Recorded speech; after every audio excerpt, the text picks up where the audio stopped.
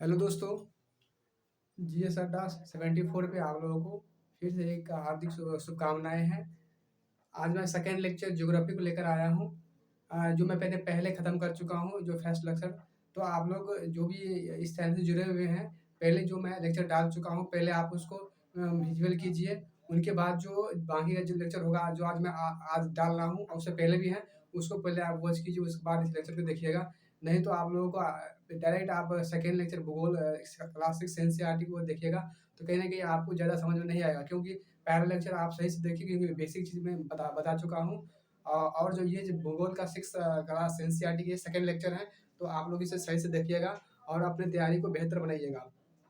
क्योंकि आज ये जो लेक्चर हैं, ये यूपीएससी एंड बीपीएससी के पर्पस से बनाया गया लेक्चर है।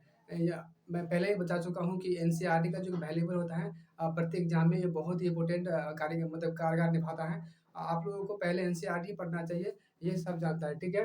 तो ऐसे कि हम क्लास 6 के जो सेकंड लेक्चर है, वो है भूगोल को लेकर के। पहले मैं लेक्चर डाल चुका हूँ, तो ये सेकंड लेक्चर है। जैसे कि हम पहले बता चुके हैं, इससे पहले मैं एक बात और बता देना चाहता हूँ कि जो मैं पहला लेक्चर डाल चुका हूँ, उसके बारे में कुछ रिवीजन करवा देना चाहता हूँ। जैसे कि ये है ब्रह्मांड, जिसको हम कहीं न कहीं ये सारा चीज़ इसी के अंदर में आता है, यानी कि पृथ्वी का अर्थ जो भी हो, सौरमंडल हो या आकाशगंगाएँ हो या अर्थ हो, ये सारा जो ब्रह्मांड के अंदर में ही समाहित है, ठीक है? तो जैसे कि हम कल बोल चुके थे कि ब्रह्मांड का जो फॉर्मेशन हुआ है, वो कैसे हुआ है?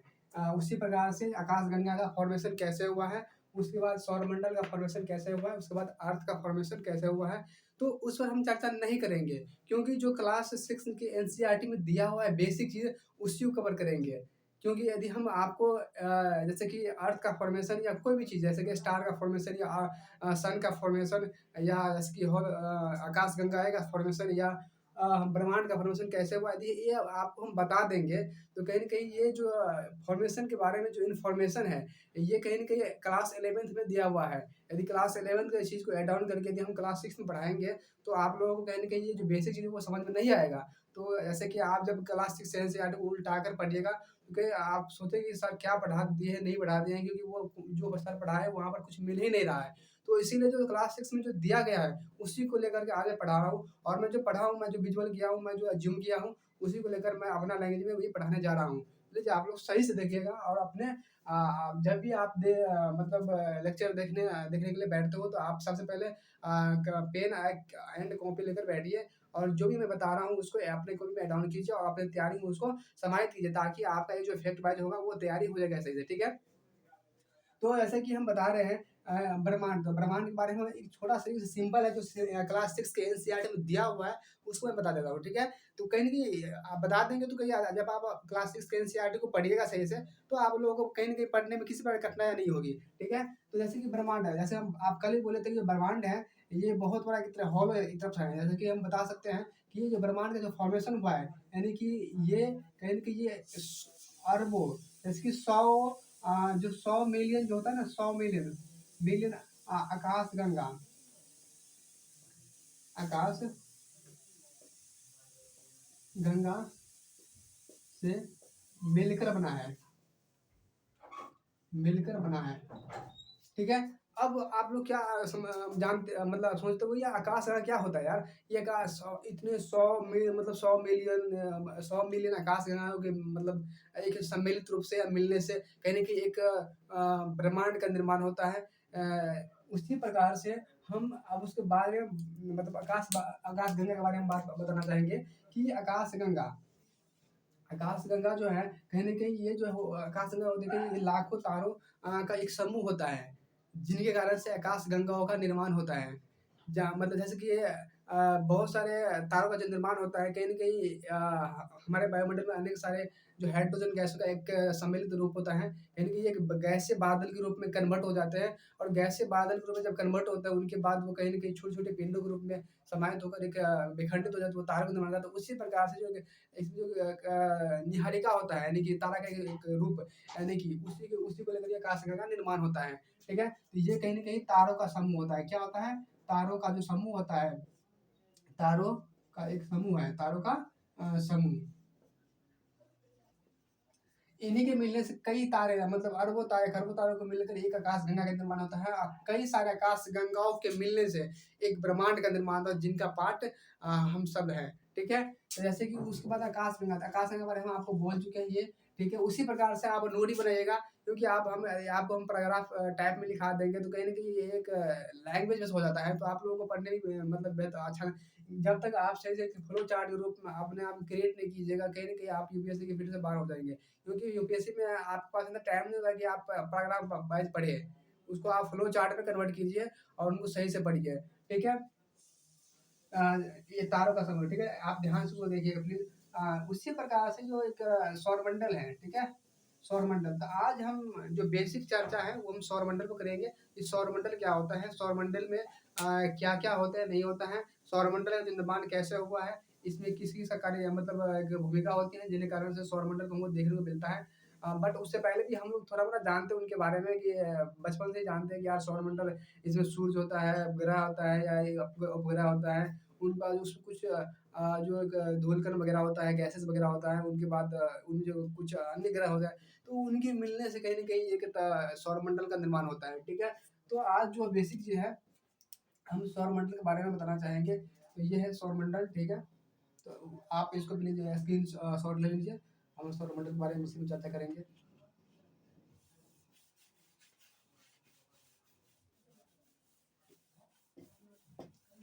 तो हम बताना चाहेंगे सौरमंडल क्या है, ठीक है? सौरमंडल।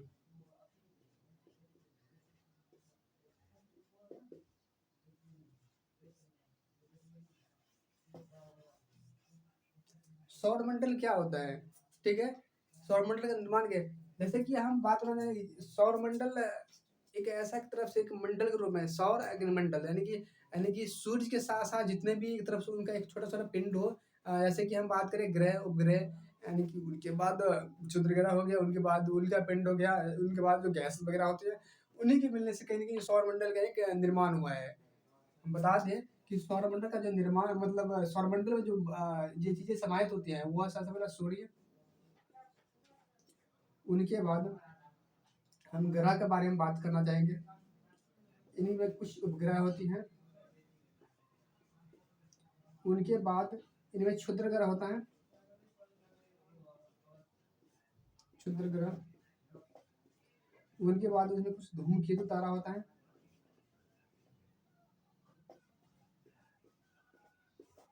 उनके बाद उसमें कुछ अन्य गैसेस वगैरह होता है, धूलकण, धूलकण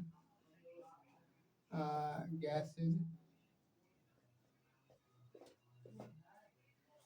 तो इनके मिलने से कहीं ना कहीं एक सौरमंडल का निर्माण हुआ है। ठीक है, हम क्या बता रहे हैं कि सौरमंडल का जो फॉर्मेशन हुआ है कैसे हुआ है, हम ये नहीं बता रहे कि भाई सौरमंडल का हम काफी विस्तार से बता देंगे आप लोगों की सौरमंडल सूर्य का क्या कार्यकाल है, उनके बाद ग्रह क्या कार्यकाल है, उनके बाद ग्रह क्या काम है। यहाँ पर आप लोगों को मैं ये बता रहा हूँ कि जो सौरमंडल जो बेसिक चीज होता है वो ये जैसे कि इनका जो निर्माण हुआ है ना, फॉर्मेशन, ये फॉर्मेशन कहीं सूर्य ग्रह, उनके उपग्रह, उनके बाद क्षेत्र ग्रह, उनके धूमकेतु, उनके धूलकण इत्यादि से मिलकर कहीं ना कहीं एक सौरमंडल का निर्माण हुआ है, जिनका पार्ट हम लोग भी है।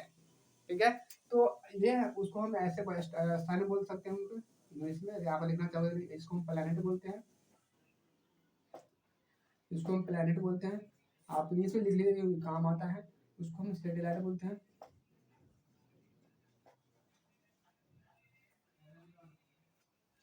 उनके बाद उसको हम एस्टेरॉइड बोलते हैं,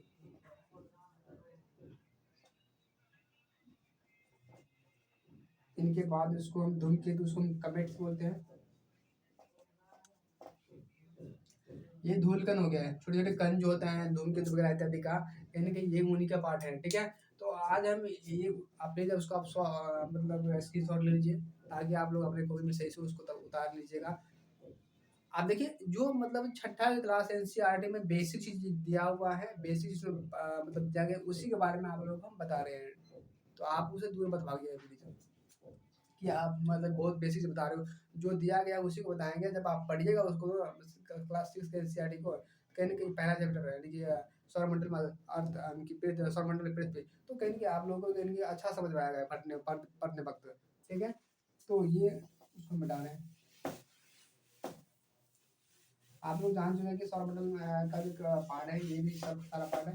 तो इनमें सबसे पहला जो था वो है सूर्य। सौरमंडल का जो पहला पार्ट है वो है सूर्य, ठीक है, यानी कि सन। यदि हम सन के बारे में बात करें कहेंगे कि ये क्या है, sun is a star. Sun is a star यानी कि सन क्या है, एक तारा के रूप में है जो हम कहेंगे कि हमेशा उसको जूम करते हैं, ठीक है। ऐसे कि इसको हम ये क्या है, एक स्टार के रूप में, इट इज ए स्टार।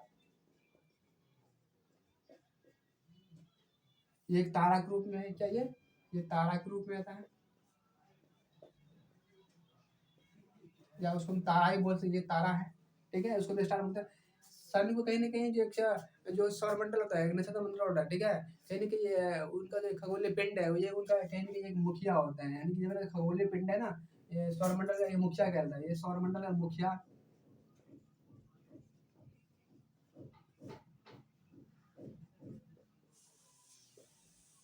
मुखिया यानी कि हेड, यानी कि ये जो सौरमंडल है, यानी कि जो मेरा सोलर सिस्टम है ये इनका हेड होता है, ठीक है।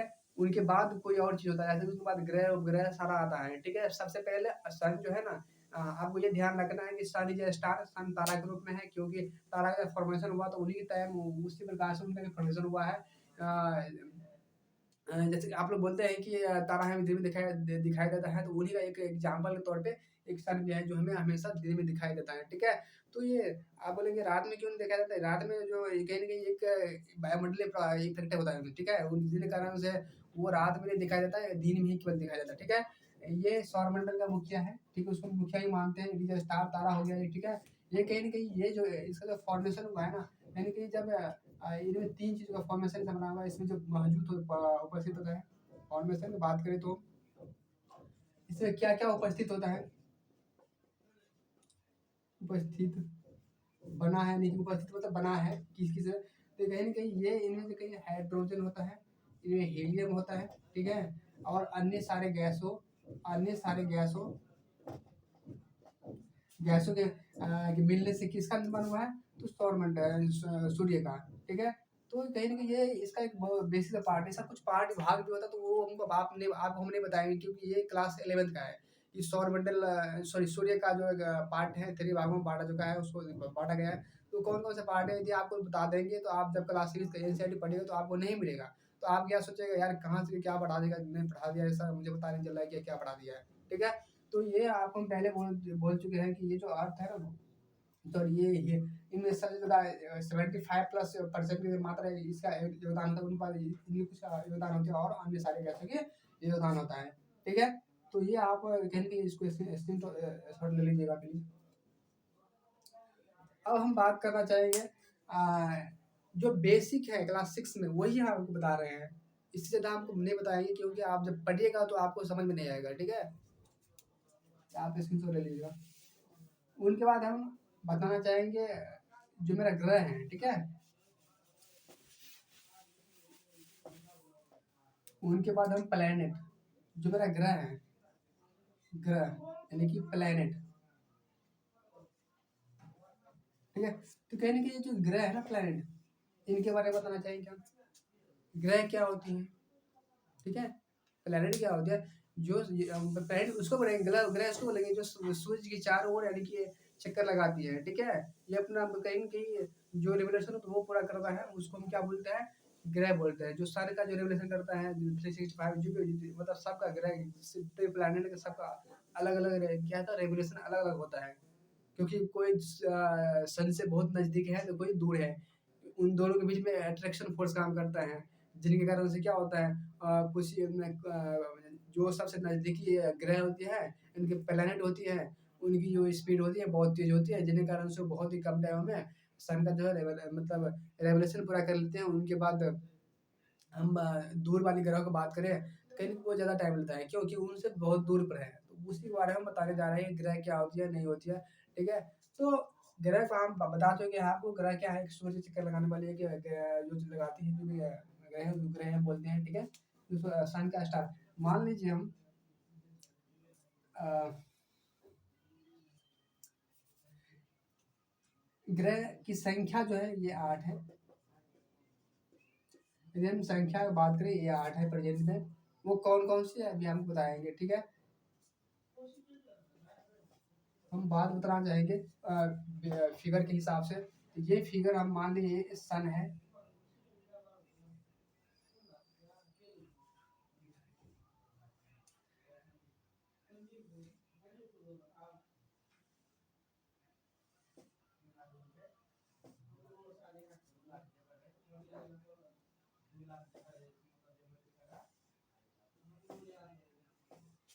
आप फिगर से देख लीजिए प्लीज। अभी इतना हम अच्छा सा फिगर अभी नहीं बना, मेरे पास स्लाइड नहीं के लिए, ठीक है।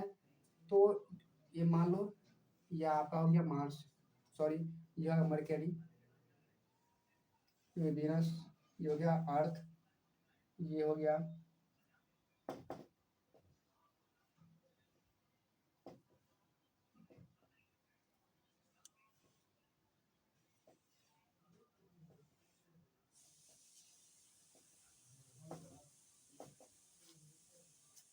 ठीक है। यदि हम इसको मान लेते हैं, यदि इसको हम मान लेते हैं, ये कौन सी ग्रह होगी जो सबसे नजदीक है, वो कौन सा ग्रह है, वो है ये है क्या, बुध, क्या है, बुध। उनके बाद ये हो गया आपका शुक्र, ये हो गया आपका पृथ्वी, ये हो गया आपका मंगल, ये हो गया आपका बीच में ना एक पार्ट है जिसको हम, सॉरी इसको भी हम मिटा दें, बीच में क्षुद्र ग्रह का पार्ट होता है, इनकी एस्ट्रॉयड का पार्ट होता है, जिन्हीं के कारण से जो एक पार्थिव ग्रह होता है और जो एक बाह्य ग्रह होता है, उन्हीं के दोनों के बीच में दूरियां समान होती है।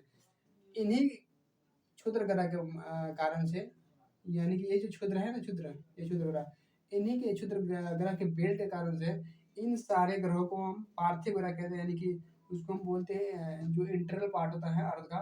और जो 4 ग्रह बाद का है, जो 4 ग्रह बाद का है, ठीक है, ये हो गया, ये हो गया, ये हो गया, ये हो गया, ठीक है। ये हो गया आपका बृहस्पति,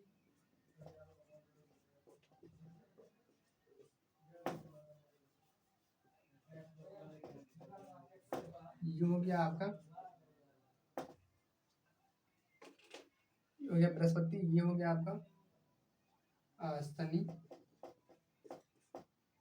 ये हो गया आपका यूरेनस।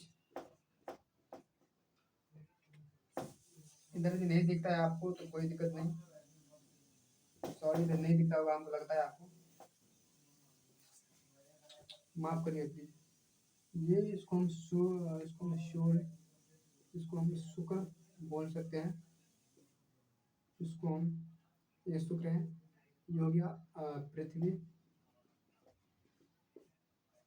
ये हो गया आपका मंगल, ये हो गया आपका बृहस्पति,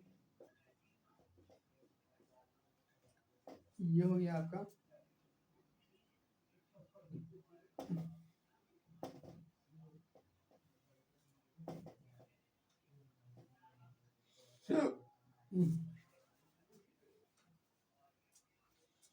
ये हो गया आपका बृहस्पति, हो गया, ये हो गया आपका शनि,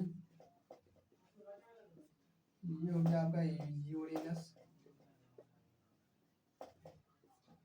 ये हो गया नेपच्यून,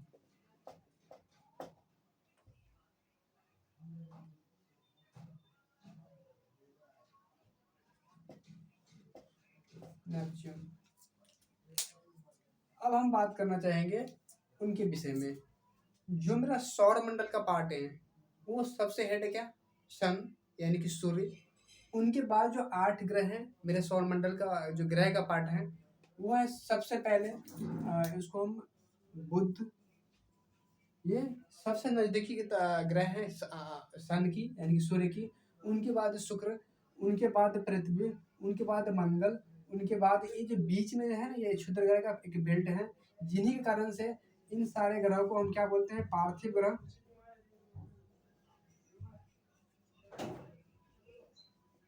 यानी कि अंदर वाले ग्रह, इन सारे ग्रहों को हम बोलते हैं इधर आपको दिखता होगा, मुझे नहीं मालूम। इन सारे ग्रहों को बोलते हैं हम बाह्य ग्रह।